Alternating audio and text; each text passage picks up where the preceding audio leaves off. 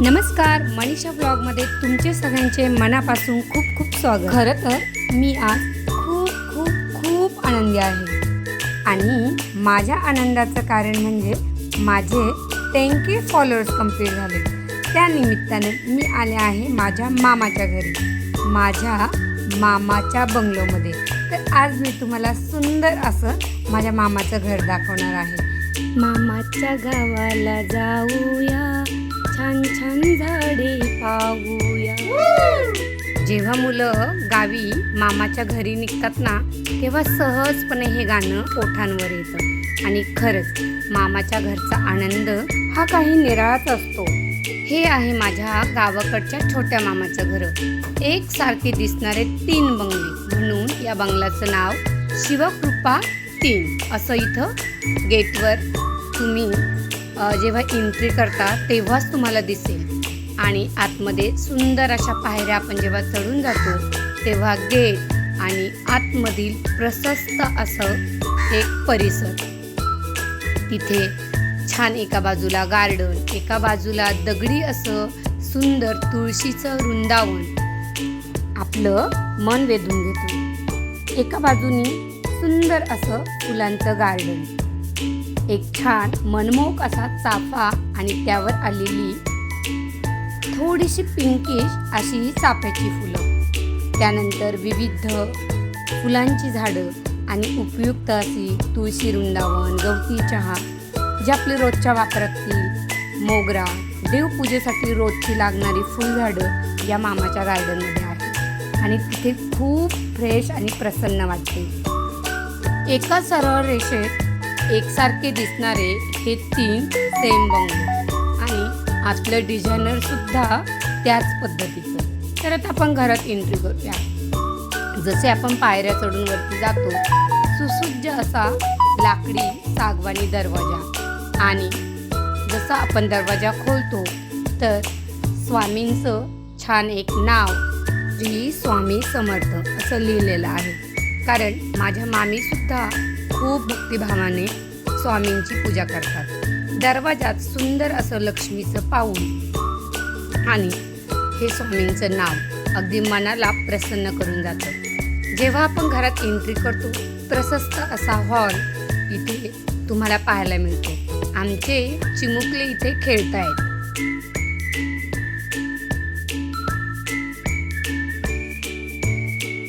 आणि लहान मुलं एकत्र आले का फुल त्यांची धमाल चालू असते। ही आहे छोटीशी बैलजोडी, आपलं शेतकऱ्याचं एक सुंदरसं प्रतीक आणि त्यावर बसलेला हे शेतकरी दादा, त्यानंतर हे सुंदर असं डेकोरेशन केलेलं मामाचं घर। आता इथे हॉलमधून जेव्हा आपण एंट्री करून आतमध्ये जातो तेव्हा 7 घोड्यांचं असं छान इथे प्रतिमा लावलेली आहे आणि एका बाजूने टीव्हीचा युनिट आहे आणि ईशान्य कोण्यामध्ये आहे देवाचं मंदिर, तर त्याला सुद्धा खूप सुशोभित असं दरवाजा लावलेला आहे। त्यानंतर त्याला सुंदर अशा घंटा लगडलेल्या आहेत आणि खरंच तो खूपच सुशोभित आहे, अगदी पाहूनच मन प्रसन्न होऊन जातो। चला तर मग आता आपण वळूया आतमध्ये। बघा किती सुंदर मंदिर आहे आणि छान देवाचा कलश इथे मांडलेला आहे। हा कलश म्हणजे एक कुलदैवताचं प्रतीक, त्यानंतर सुंदर मनमोहक अशी कृष्णाची मूर्ती आणि हे मंदिर सुद्धा सागवानी आहे, त्यावर छान मोराचं नक्षीकाम, हत्ती असं वास्तुशास्त्राप्रमाणे तेही सुशोभित आहे। त्यावर सुंदर असे दोन्ही बाजूनी कमळ सुद्धा रेखाटलेले आहेत आणि अशा या मंदिरामध्ये आमच्या मामींचे बसलेले देव आणि मामींची नित्यनेमाने केलेली देवपूजा।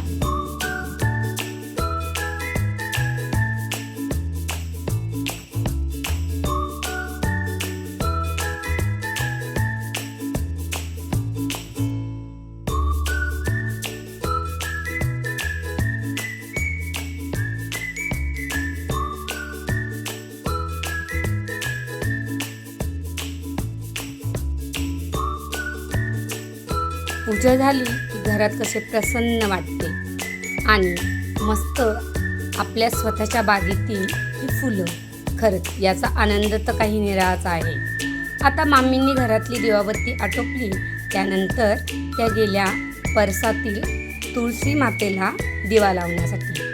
तिथे सुद्धा दिवा लावण्यासाठी छान असं खाली तुळशी वृंदावनाच्या तिथे असं दगडी एक छान घर होतं आणि त्यामध्ये हा दिवा, म्हणजे जरी वारा आला तरी दिवा विझत नव्हता. तसं दिव्यावर एक छानशी त्यांनी काचही ठेवली होती, कारण त्या दिव्यावर हवेचा काहीही परिणाम होऊ नये म्हणून. मग मामीने तुळशीची पूजा आटोपली आणि त्यानंतर आम्ही गेलो स्वयंपाकघरात. तिथे सुंदर असा हा डायनिंग टेबल, प्रशस्त असा हा डायनिंग टेबल, त्यावर चहूबाजूनी अशा 6 खुर्च्या मांडलेल्या, बाजूनी सुसज्ज असं छोटंसं गार्डन आणि मोठ्या प्रमाणात लांबलचक लावलेल्या काचा अगदी मन प्रसन्न करून घेत होत्या. त्यातच एका बाजूला ओपन किचन आणि प्रशस्त असं हा जिना.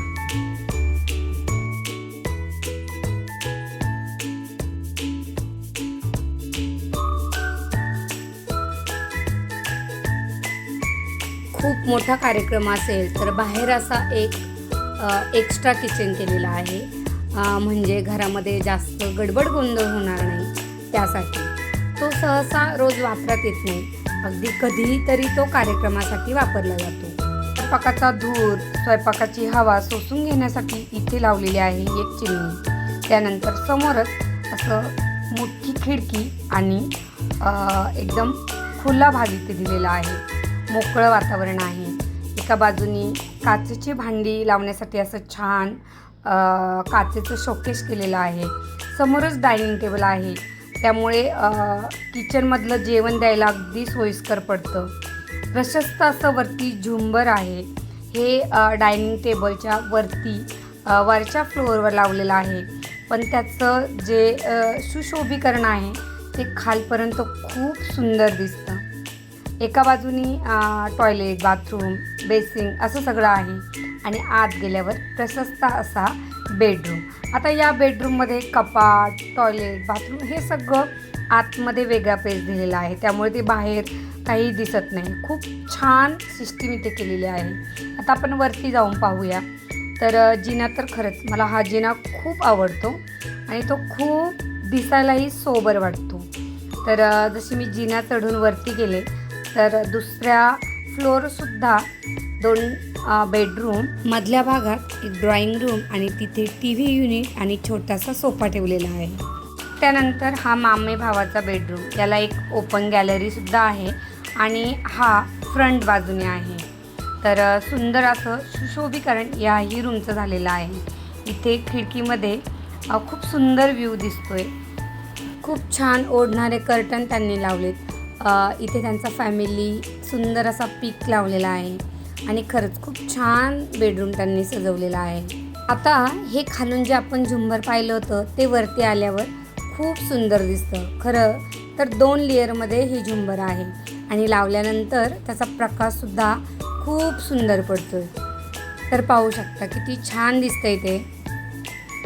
म्हणतात ना, घराला सजू तेवढं ते कमीच वाटतं. तसंच हे मामाचं घर खरंच खूपच सुंदर सजवलेलं आहे.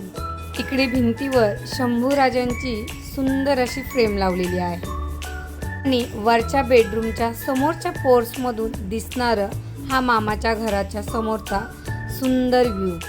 तसंच आता पावसाळी वातावरण झाले त्यामुळे अजूनच वातावरण खुलून आलं होतं आणि या वातावरणाचा आम्ही सगळ्यांनी मस्त आनंद घेतला आणि धमाल केली. वरच्या पोर्ट्समधून दिसणारं हे सुंदर गार्डन आणि इथे डोलणारी छान छान फुले. या आमच्या मामी, एक मामे भावाचा मुलगा आणि एक बहिणीचा मुलगा, दोघेही मस्त खेळत होते. तर यांचं नावसुद्धा खूप छान आहे, सोहम आणि त्रिशू.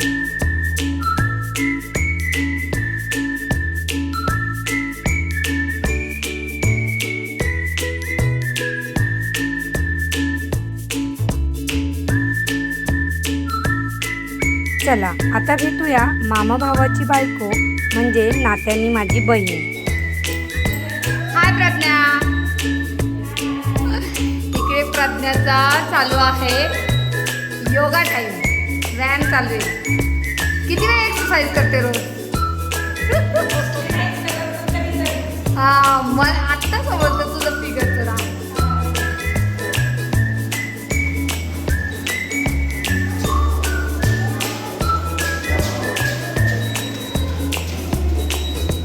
प्रज्ञाची तर एक्सरसाइज करून झाली होती आणि आता आम्हाला करायचा होता केक कटिंग. तर पाहूया आपण आता सेलिब्रेशन. माझे इंस्टाग्रामवर 10K फॉलोअर्स कंप्लीट झाले होते, त्यामुळे भावाने आणि वहिनीने घेतला होता सुंदर असा केक.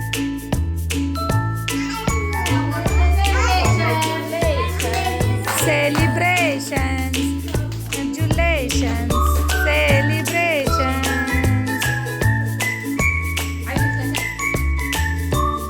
समू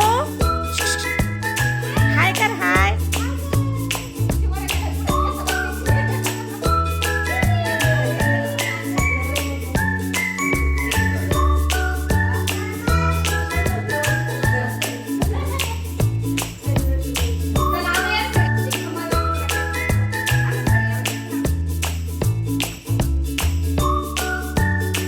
खरं तर मामा बऱ्याच वेळ घरातच नव्हते. मामा नुकतेच आले होते.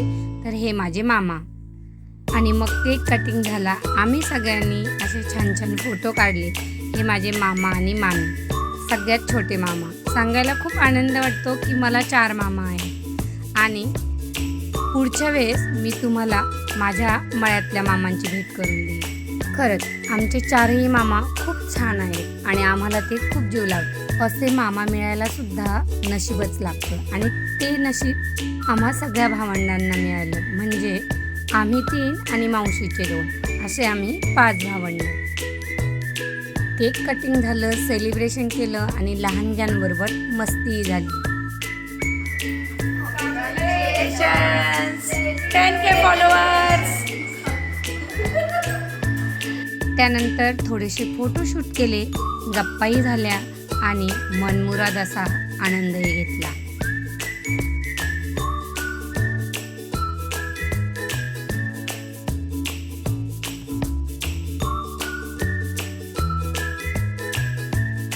खूप दिवसातून एकत्र आलं, किती गप्पा माराव्या याचं भानच राहत नाही.